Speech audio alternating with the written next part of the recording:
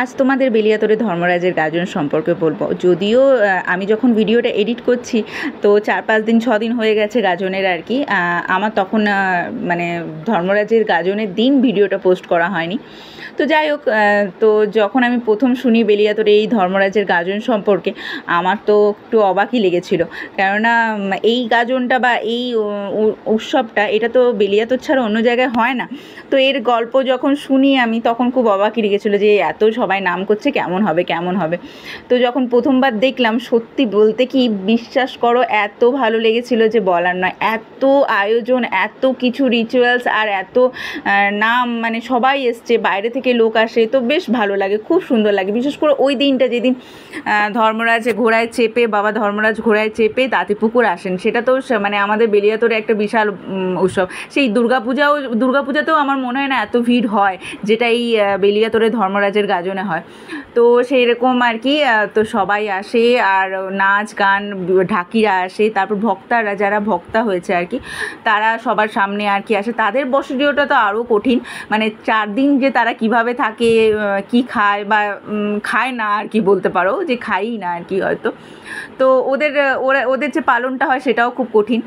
তো ওরা ঘোড়ার স্রোতের সাথে আসে, দণ্ডি কাটে, তো সেইগুলো দেখার মতো, সত্যি দেখার মতো। বেলিয়াতোড়ে যদি তোমরা কেউ এসে থাকো তো অবশ্যই দেখো এই প্রসিডিওরটা, বা এই যে যায় আর কি ওরা, তো বেশ ভালো লাগে। তো আমি প্রতি বছরই অন্তত ওই ধর্মরাজের এই ঘোড়া টানার সময় আর কি, এইটা কিন্তু আমি দেখি প্রতি বছরই। আর আমি একটা ফিক্সড, আমার একটা দোকান আছে, তো সেই দোকানের উপরে ছাদ থেকেই দেখি। আর ছাদ থেকে মানে নিচে হলে অবশ্যই দেখতে পেতাম না, যা ভিড়টা হয়েছে নিচে হলে সত্যিই দেখতে পেতাম না।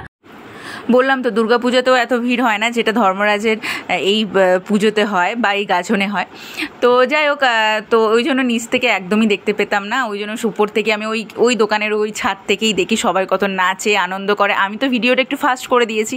তো যাই হোক, তোমাদের আশা করি ভালো লাগবে এই ধর্মরাজের গাজন।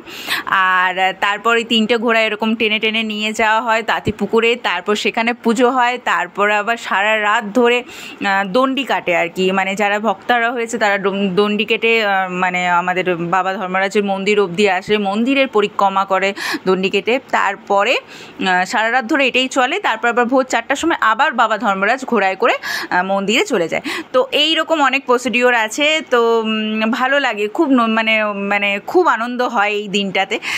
সবাইকে দেখে, সবার আনন্দ দেখে খুব ভালো লাগে। আমরা ঠিক ওই 7টা নাগাদ গেছি, 7টা না 6:30 হবে হয়তো। তো সেই তখন থেকে রাত 9টা অবধি এই পুরো প্রসিডিওরটা চললো। তো তার মাঝে আমরা তো কী করবো খুঁজেই পাচ্ছিলাম না, অনেকক্ষণ লেট হচ্ছিলো। তো বাপে একটু খেলেও নিল, বাপে বলছে আমি একটু খেলে নিই, নাহলে তো অনেক লেট হয়ে যাবে, মানে লেট হচ্ছে, এক একটা ঘোড়া আসতে লেট হচ্ছে। তো তার মাঝে একটু খেলাধুলা করে নিল আর কি। আর এই দেখো জনসমাগমটা, মানে রাস্তা রোড ব্লক হয়ে গেছে। এটা কিন্তু মেন রোড, বাঁকুড়া দুর্গাপুরের মেন রোড। হ্যাঁ, এই রোডটা ব্লক হয়ে গেছে। আর এত মানুষ এসছে, এই উপর থেকে তুলেছি বলে তোমরা হয়তো বুঝতে পারছো যে কতটা মানুষ এসছে। আর এই মেন রোডটা কীরমভাবে ব্লক হয়েছে তোমরা দেখো। প্রশাসন তো মানে অনেক পুলিশ আছে, প্রশাসন খুব সতর্কও ছিল এই ব্যাপারে, কারণ স্বাভাবিক বিষয়, এত ভিড়ের মাঝে অনেক অঘটনও ঘটতে পারে। তো সেক্ষেত্রে অনেক সতর্কতা জারি হয়েছিল আর কি। তো এই ব্যাপার আর কি, এতটাই লোকের ভিড় বা এতজন আসে আর কি এই আমাদের এই গাজনে। তো বেশ ভালো লাগে আমার এই গাজনটা। আর প্রতি বছর এই দিনটা এইখান থেকে দেখতে আমি খুব পছন্দ করি।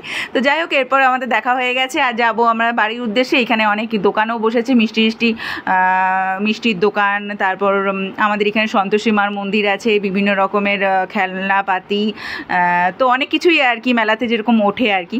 তো সেই সব দেখতে দেখতে আমরা বাড়ির উদ্দেশ্যে রওনা হয়েছি। আর আমাদের স্পেশাল হচ্ছে কুলপি না খেলে তো হয় না।